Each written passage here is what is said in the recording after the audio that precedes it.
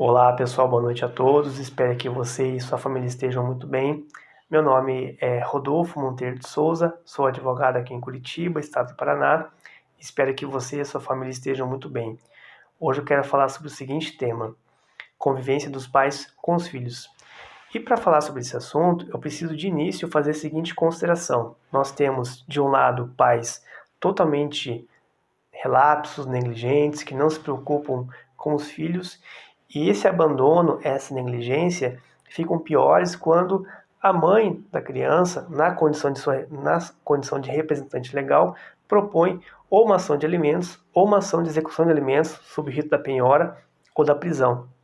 Então, o pai simplesmente rompe vínculos exatamente em razão dessa situação. De outro lado, nós temos pais que são atenciosos, que querem conviver com os filhos. No entanto, a mãe, tia, a avó adotam uma série de expedientes para tentar impedir o pai de ter acesso à criança.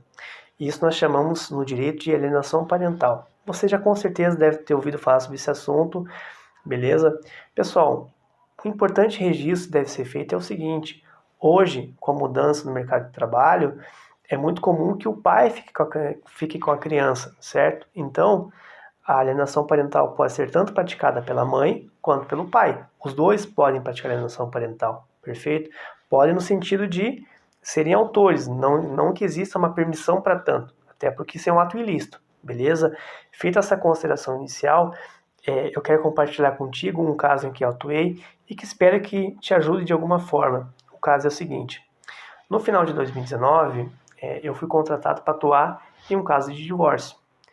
E o meu cliente relatou que a outra parte concordava com o divórcio. No entanto, ela tinha uma franca resistência quanto à guarda compartilhada. Ela não queria de jeito nenhum, ela sustentava, à época, que a melhor guarda seria a unilateral e também restringia o acesso do meu cliente às filhas. Ela não queria, por exemplo, que ele buscasse as crianças na escola durante a semana, enfim, um absurdo.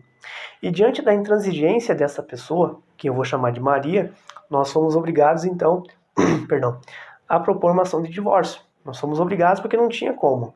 Ela concordava com o divórcio, mas para que nós pudéssemos fazer um divórcio consensual seria importante, era obrigatório então, que ela concordasse com o valor da pensão, o regime de convivência e o divórcio, evidentemente.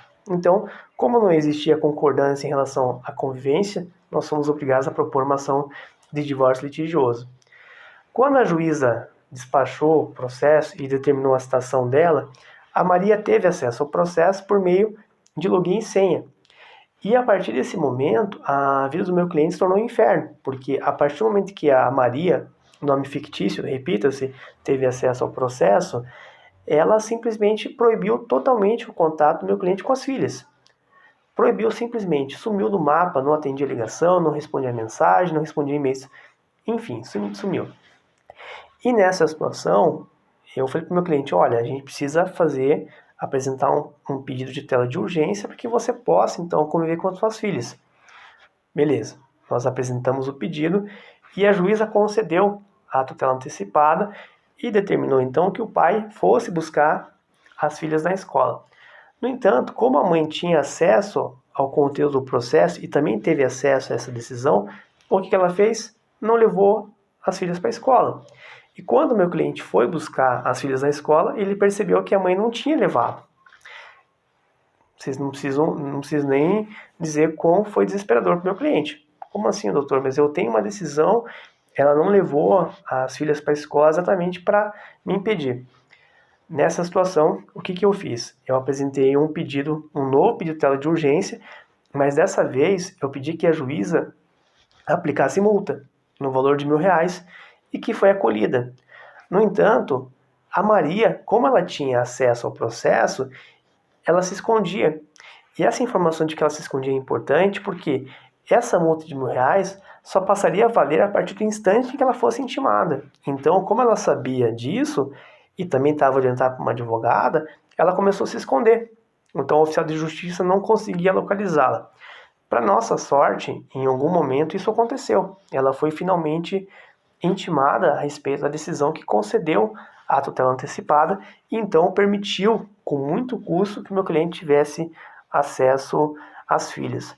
Pessoal, eu contei essa historinha para vocês, esse caso, para que vocês saibam como agir nesse tipo de situação. E compreendam também que hoje em dia a alienação parental ela ganha um certo requinte, né? Hoje você falar mal do pai na frente das filhas ou vice-versa, não pode gerar grande prejuízo para você mesmo, porque a alienação parental fica escrachada.